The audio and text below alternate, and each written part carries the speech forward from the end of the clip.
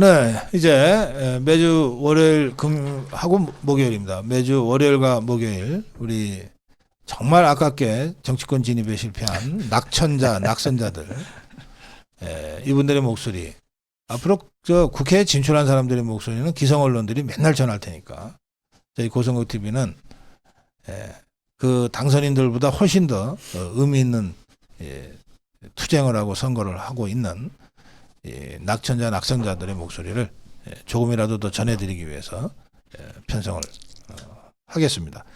오늘 나오신 두 분입니다. 이영풍 기자 나오셨어요. 안녕하십니까?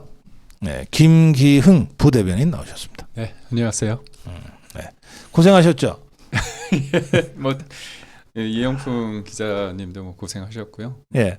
많은 분들이 고생했고 많은 분들이 마음 아파하고 그다음에 좀 마음이 많이 허한 것 같습니다. 저도 그렇긴 하지만 지지했던 분들이 마음이 많이 허하고 좀 분하기도 하고 네. 지금 상황에 대해서 걱정도 많으시고 그렇습니다. 네, 뭐 그래도 다시 또 다 털고 일어나서 또 앞으로 나가야죠. 네, 예. 네, 이영풍 기자 잘 지내시고. 네, 잘 지내고 있습니다. 저보다 더 한 달 더 선거운동을 했기 때문에 한 달만큼 더 아픈가요? 굉장히 고생했죠. 제가 KBS에서 생활할 때 잘 아는 또 우리 후배 기자이기도 하고 같은 KBS 제가 관심 있게 보고 있었는데 아주 안타깝게 한 3% 차이로 네, 그죠? 네, 아주 안타깝게. 예. 다음엔 될 것 같은데요. 네, 그래요. 예, 이제 저 정치 현안에 대한 말씀을 좀 편안하게 좀 듣겠습니다. 오늘 2시부터 차담한다 그러잖아요. 윤석열 대통령과 이재명이가 회동한다 그러는데 그거 뭐 어떻게 생각하세요? 어떻게 대통령이 대응하는 것이 맞다고 생각하세요? 먼저 이야기 좀 하세요. 대통령실에서 근무도 했고. 그러세요. 예.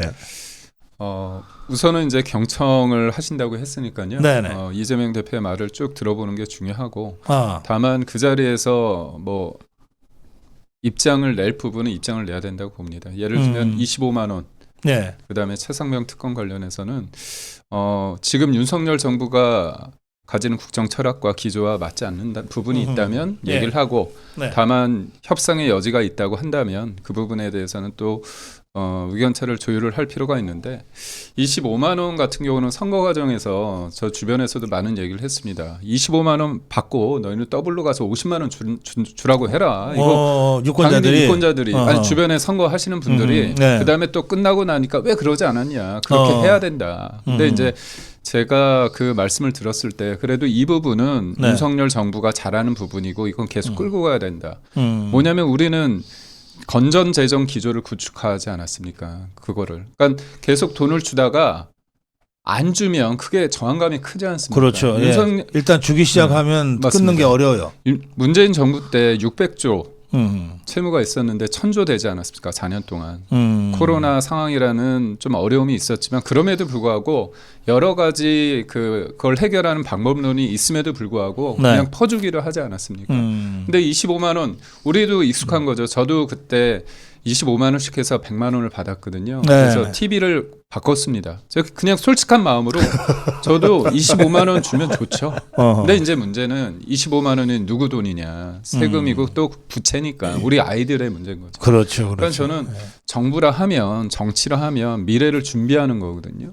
그래서 저는 문재인 정부가 가장 큰 문제는 뭐냐면 본인의 지지율을 유지하기 위해서 정권을 유지하기 위해서 모든 정책을 폈다. 미래가 없었죠. 그러다 보니 개혁이라는 거는 기억자도 없지 않았습니까?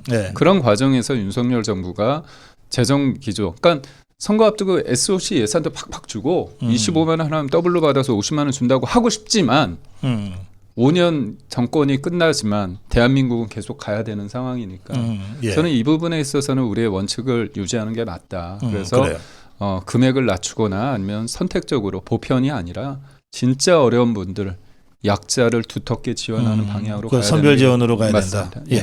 지금 이 최상병 특검이나 그 25만 원 지원금은 사실 정치 공세예요. 왜냐하면 최상병 특검 같은 경우는 지금 군대 우리 국군 병력이 48만 명이잖아요. 곱하기 10을 해보세요. 480만 명입니다.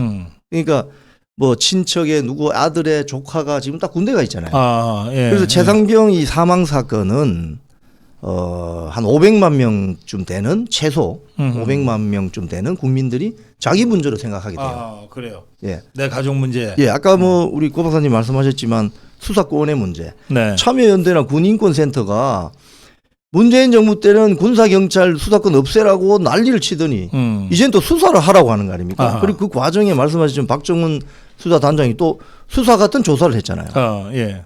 그럼 이게 뭐냐고. 그게 도대체. 직권남용이에요. 이게 직권남용이죠. 그래서 이 군기 문란, 특히 해병대는요. 우리 국군에서도 핵심 전력입니다. 해병대 군기가 무너지면 대한민국 국군 어떻게 될지 몰라요. 그렇기 때문에 이 좌파 세력들이 거기를 파고드는 거예요, 지금. 예. 이 병사들의 사망 문제는 예민하기 짝이 없는 문제인데 네. 이걸 건드려서 국민들의 반발심을 불러일으키려고 하는 정치 공학적인 저는 공세다 이렇게 보는 거죠. 그래서 예. 이거는 경청은 하시되 절대 뭐 합의라든지 응하시면 안 됩니다. 이거는 이거 하는 순간 사실 저 오래전 이야기지만 이해창 저 후보가 당시 왜 대선에서 떨어졌어요. 그 자기 아들 군 네. 문제 때문에 그렇게 된 거 아닙니까? 군 문제는 특히 사망 군 장교와 병사의 사망 문제는 예민하기 짝이 없습니다. 그렇기 때문에 이거 굉장히 조심해야 되는 거예요. 그리고 25만 원 문제는 간단해요. 25만 원 불면 13조 든다고 하잖아요. 인플레이션 납니다. 인플레이션 나면 물가 폭등하죠. 지금도 물가 올라가 난리인데 문제인데 돈 많이 풀어서 지금 어떻게 보면 결과적으로 인플레이션이 많이 난 이유가 있잖아요. 네. 또 풀어요? 그럼 물가가 오르면 또 누구 책임이라고 하겠습니까? 이거 윤석열 정부가 경제 잘못하고 있다 이렇게 공격할 게 뻔하잖아요. 네. 그런 정치 공세이기 때문에 이건 경청은 하시되 뭐 합의라든지 일체 대응을 하시는 게 좋다. 저는 그렇게 보죠. 이재명이 입을 틀어막을 수는 없으니까 떠들면은 이제 들어는 주되 결정권은 차원이 다르게 그렇죠. 고민해야 된다. 예. 저는 이제 공수처 관련해서는 민주당 지금 야당 쪽에 좀 드리고 싶은 말이 이 공수처를 처음에 얘기가 나왔던 게 노무현 전 대통령 2002년 대선 당시에 공수처 만들다고 하지 않았습니까? 예. 그래서 이제 17년 동안에 어떻게 보면 그쪽에 상고를 통해서 만들어낸 겁니다. 문재인 정부 때. 그리고 21년부터 들어간 돈이 200억이거든요. 그리고 올해도 제가 알기로는 204억인가요? 그 정도가 예산이 집행돼 있습니다. 그러니까 결국 그렇게 혈세를 통해서 공수처를 만드는 거고 그 공수처를 만든 이유가 검찰 수사 부분 관련해서 못 믿으니까 공수처를 만든 거예요. 그들이 만든 겁니다. 근데 지금 수사를 하지 말자는 게 아니라 공수처에서 지금 수사에 들어가 있는 상황 그렇습니다. 아닙니까? 예. 그렇다면 수사를 받고 국민들이 볼 때 이거는 뭔가 미진하다. 공수처에 내 그때 그러면 특검을 하면 됩니다. 그러니까 지금도 압도적인 의석수를 보유하고 있고 22대도 더 압도적이거든요. 그때 문제 있으면 하면 돼요. 그래요. 힘 자랑하면 됩니다. 예. 자, 그런가 하면 지금 총선 기간 내내 이 의료개혁 문제 때문에 이제 국민들 전체가 좀 걱정도 많이 하고 또 실제로 그 환자들의 불이익 상황도 발생하고 그랬는데 점점 더 이 의협의 그 차기 그 당선자 이면택은 강성으로만 나가고 있고 그렇거든요. 이 상황은 어떻게 그 해결하는 것이 좋을 것 같습니까, 이영풍 기자? 저는 아까 우리 이쪽으로 출근을 하면서 고 박사님 설명하신 걸 쭉 들었습니다. 저는 조금 다른 측면에서 한번 말씀을 드려볼게요. 그러세요. 기본적으로 이 의사라는 직업을 가진 어떤 분들은 보수 정당을 지지할 가능성이 아주 높죠. 왜냐하면 의사 한 명 길러내는데 한 10년 넘게 걸리잖아요. 그렇죠. 그래서 이분들을 보건복지부 관료들이 너무 다그치면 안 된다고 저는 생각해요. 이게 시장에 의사가 부족하다는 건 통계로서 나와 있습니다. 압니다. 의사를 충원해야죠. 하지만 그 충원하는 과정과 방식이 너무 거칠어서는 곤란하다는 거예요. 의사 한 명을 만들어내는데 10년 이상이 걸리는 그리고 이 사람들은 기본적으로 엘리트 집단입니다. 보수 정당을 지지할 가능성이 아주 높아요. 제가 지난번 총선에서 나왔던 부산 같은 경우도 의사들이 해운대 쪽에 많이 살아요. 그래서 해운대 모 지역구가 그 후보가 여론조사를 했더니 정말 이빨이 덜렁덜렁했어요, 솔직히. 네? 그래서 왜 이런 어떤 그 과정을 내느냐. 저는 윤석열 대통령보다는 보건복지부 관료들이 조금 허술한 것 같아요. 대통령이 이 의제를 던지고 총선 전에 이슈화시키고 문제를 잘 해결할 수 있도록 철저하게 만반의 대비를 해야 되는데 네. 허술했던 거죠. 그래서 의사들도 설득하는데 실패하고 대통령과 여당에 굉장히 부담을 주는 결과를 초래한 거죠. 그래서 저는 보건복지부 전문 관료들이 너무 이걸 허술하게 대비한 것이다. 그런 측면이 있다는 걸 좀 말씀드리고 싶어요. 예. 저는 지금의 의료계에서 어떻게 보면 강경 대응하고 있지 않습니까? 네네. 그 부분에 대해서는 저는 총선의 민의를 네. 잘못 해석하고 있다 그렇게 보고 있습니다. 예.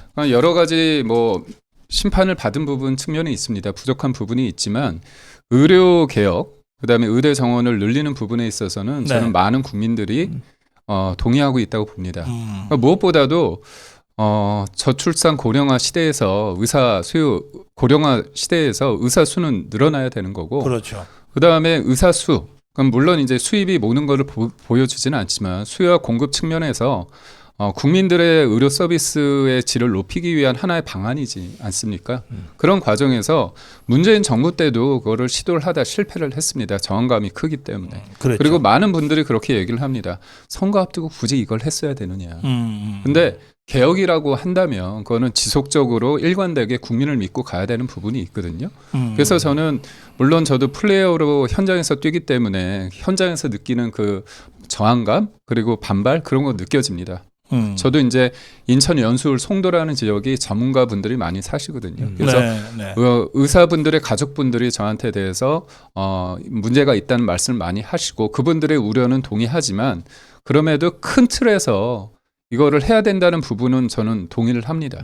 그러니까 개혁이라는 게 현재 관점에서는 유불리가 있을 수밖에 없고 지지율이 떨어질 수밖에 없지만 그 개혁에 대한 역사적인 평가는 좀 시점이 뒤로 미뤄질 수가 있거든요. 그렇기 때문에 어떻게 본다면 현재 사는 게 아니라 지도자든 어떻게 보면 집권 여당 대통령실은 네.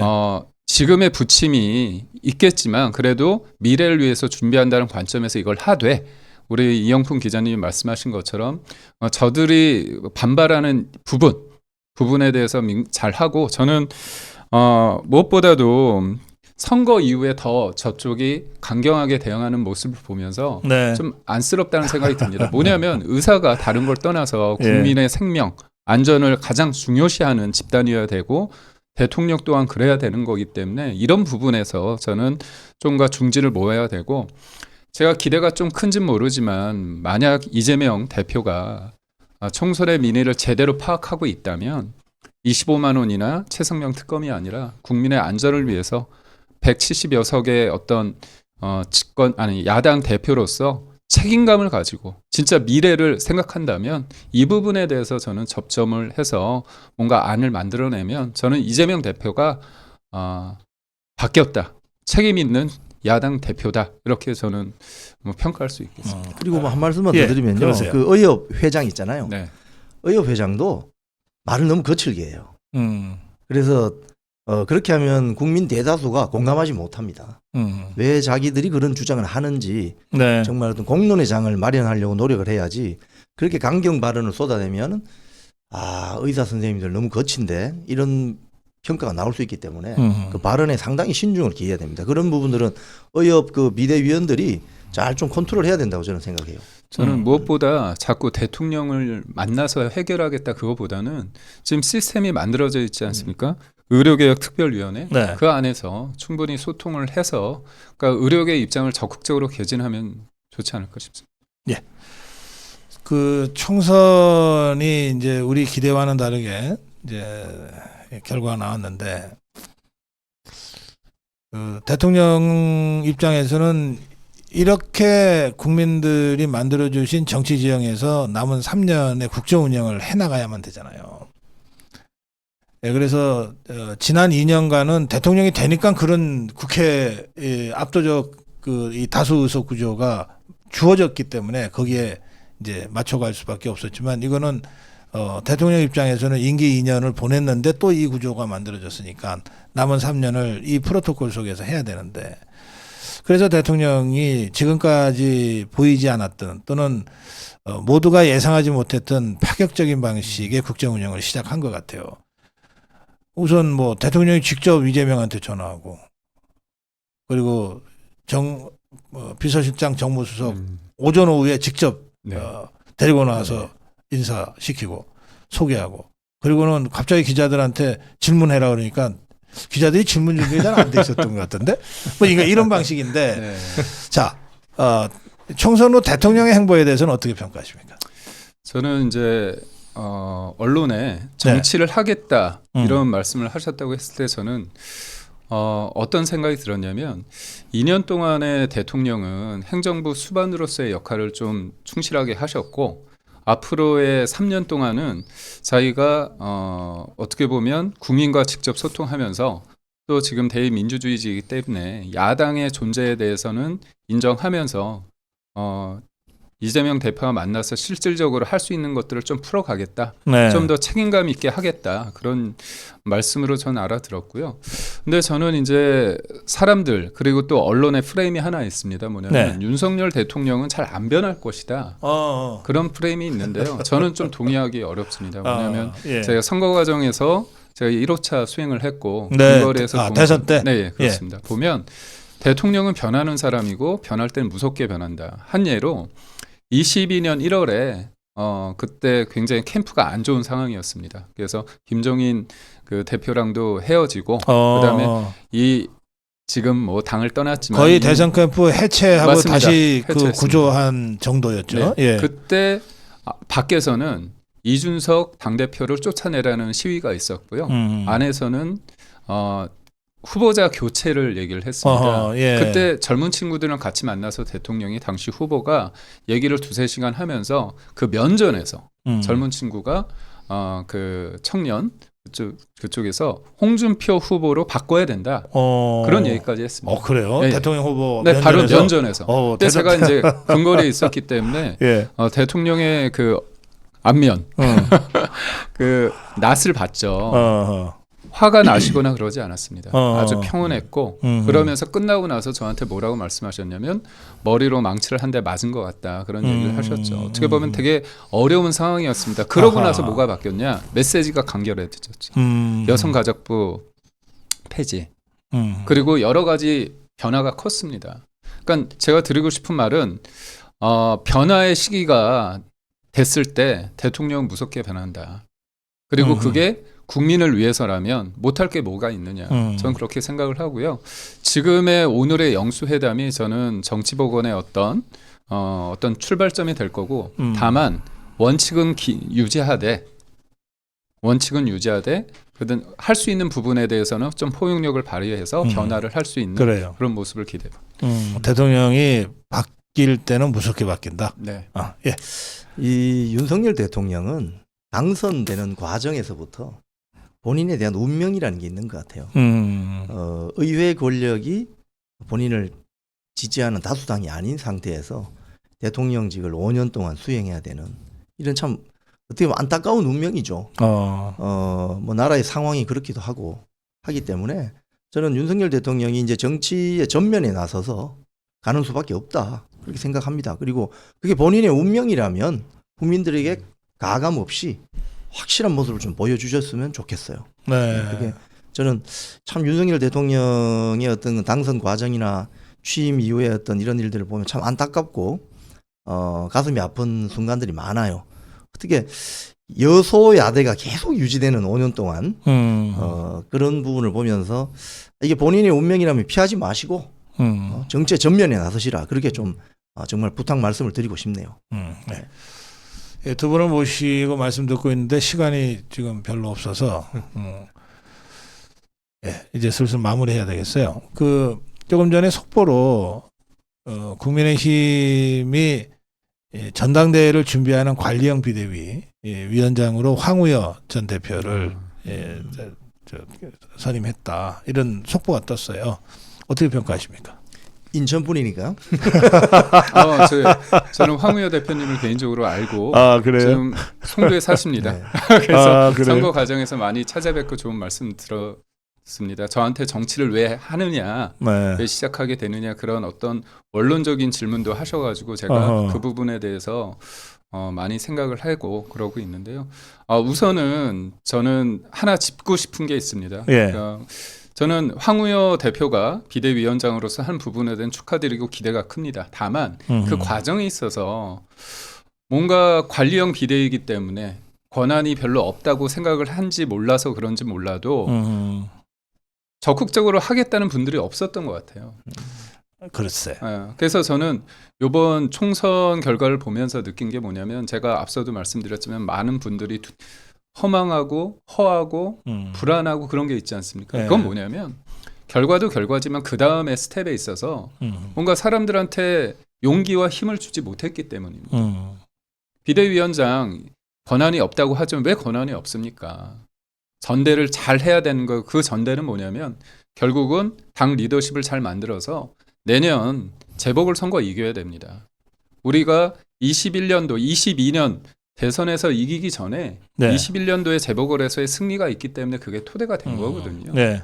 그래서 저는 그런 부분에 있어서 황우여 대표의 비대위원장 그거는 축하할 일이지만 그 전까지의 상황을 볼 때는 안타깝다 이렇게 평가하고 있습니다.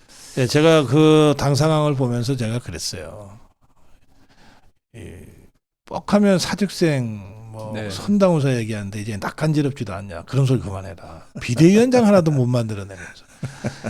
얼마나 돌고 돌았으면 황우여 전 대표까지 갔겠어요. 사실상 정계 은퇴한 사람인데 은퇴 선언을 하지는 않았지만 네, 네. 그렇잖아요. 뭐 뒤늦게나마 황우여 대표가 비대위원장을 맡았다고 하니까 다행스럽습니다만 그 과정을 보면 네. 예, 참 그렇습니다. 예. 지금 총선 이후에 제가 이 언론 보도를 쭉 보면요. 네. 특이한 점을 하나 발견하는데 특히 국민의힘 네. 당선자들도 그렇고 낙선자들도 그렇고 특히 낙선자 그룹에서 우리 김기영 후보는 그렇지 않습니다. 제가 미리 말씀을 드리면은 다 내 탓이었어라고 말하는 사람이 별로 없어요. 전부 대통령이 잘못해서 그렇다, 뭐 한동훈 비대위원장이 잘못해서 그렇다 이렇게 남 탓만 하지 자기가 잘못해서 좀 떨어졌다, 뭐 부족했다 이런 이야기를 하는 사람 별로 없더라고요. 네. 그런 측면에서 지금 당 내에서 전부 남 탓하는 세력들이 많거든요. 예. 이거를 적당히 비빔밥으로 버물려서 당대표 뽑고 뭐 이렇게 가려면 뭐 황우여 우리 뭐 시도 괜찮다고 저는 생각해요. 왜 무난하게 지금은 누가 잘못했다 뭐 이거 따지는 때가 아닙니다. 지금은 지금 좀 나이하게 말씀드리면 지금 집구석이 엉망이 됐는데 누구 잘못하면 뭐 합니까 지금 당장. 그래서 전당대회를 좀 무난하게 이끌어가기 위해서는 약간 노련한 분도 괜찮죠. 저는 그 황우여 전 의원께서 이런 토론 프로그램 나오셨을 때 제가 직접 이렇게 옆에서 수행을 하면서 같이 한번 녹화 장소로 안내도 하고 그런 적이 있었어요. 그래서 제가 팀장을 했기 때문에 보니까 상당히 노련하시더라고요. 노회하시고 뭐 그렇다면 뭐 옛날 속담에 그런 것도 있지 않습니까? 늙은 지가 장독 뚫는다고. 예. 그런 노련미가 있다면 충분히 기용할 수 있는 거죠. 그래서 잘 관리만 해주시면 되는 거 아닙니까? 예. 그렇죠. 당의 본격적인 변화와 쇄신은 새 지도부의 그렇죠. 몫이죠. 예. 예. 근데 그 황우여 전 대표 별명은 아세요? 아 뭔가요? 어당팔이에요. 예, 들어본 적 있습니다. 네, 정치권에서는 오래된 별명인데 어당팔입니다. 어당팔. 어리숙한 게 당수 8단이라는 뜻입니다. 한 칼이 있는 사람입니다. 네. 맞습니다. 예, 그리고 호락호락하지 않아요. 예, 그러니까 일단은 뭐 2달 정도 되는 전당대회 관리이기 때문에 뭐 그거는 뭐 그런 정도의 일이라면 아주 무난하게 원만하게 깔끔하게 잘 할 거라고 보는데 그런데 뭔가 한 칼은 있을 수 있다. 예, 그 쉬운 사람 아니다. 예, 그런 점을 좀 말씀드릴게요. 자, 마무리 한 말씀씩 듣겠습니다. 저희 영수회담 관련해서 말씀드리고 싶은 게 저는 어떻게 보면 그 이재명 대표의 정책 멘토라는 이한주 교수가 그런 얘기를 했습니다. 뭐냐면 협상이 아니라 협의가 돼야 된다 그런 얘기를 했거든요. 그래서 저쪽에 있는 분이지만 이 부분은 되게 중요하다, 명확하게 짚었다 봅니다. 그리고 저는 대통령과 그 야당 대표의 만남은 자주 있는 게 좋다. 그리고 첫 술에 배부를 수 없다. 그렇지만 점령군처럼 행동하면 안 되고 그다음에 국가를 위해서 국민을 위해서 미래지향적으로 준비해야 된다. 저는 먼저 이제 여당 쪽 뭐 당선자 중심으로 이제 새로운 세력이 형성되니까 거기에 한 말씀 드리고자 하면 심기일전해라.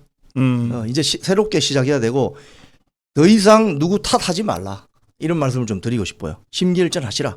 뭐 이철규든 누구든 간에 뭐 손에 내가 좀 피 좀 묻히겠다, 악역을 하겠다고 하시면 나서시라. 그러면 심기일전해서 그래도 똘똘 뭉쳐야 된다. 이런 말씀을 드리고 싶고, 민주당 쪽에는 근육 자랑 그만해라. 이런 말씀 드리고 싶어요. 근육 자랑 세게 하다 보면 근육 파열돼요. 그래서 국민들이 또 외면할 수 있습니다. 그래서 윤석열 대통령께서 정치의 전면에 나서셔서 심기일전하는 여당, 그리고 뭐 협치하자고 하는 야당 경청 잘 하셔서 나라의 어떤 국정 과제를 잘 풀어주시기를 저는 바랍니다. 예, 아주 시원시원한 두 분과 함께했습니다. 고맙습니다. 고맙습니다. 예. 네, 우리 두 분, 이영풍 기자 그리고 김기흥 기자, 두 분과 함께했습니다. 이 두 분은 여러분들이 보셨지만 정말 아주 시원시원합니다. 그리고 이런 분들이 비록 이번에는 낙선 하셨지만 앞으로 우리 정치를 이끌어갈 정말 진정한 새로운 미래 세대들이다. 이런 저희들 생각을 담아서 앞으로도 월요일과 목요일 이런 좋은 미래의 지도자들, 또 현재 자유파의 전사들과 함께 하겠습니다.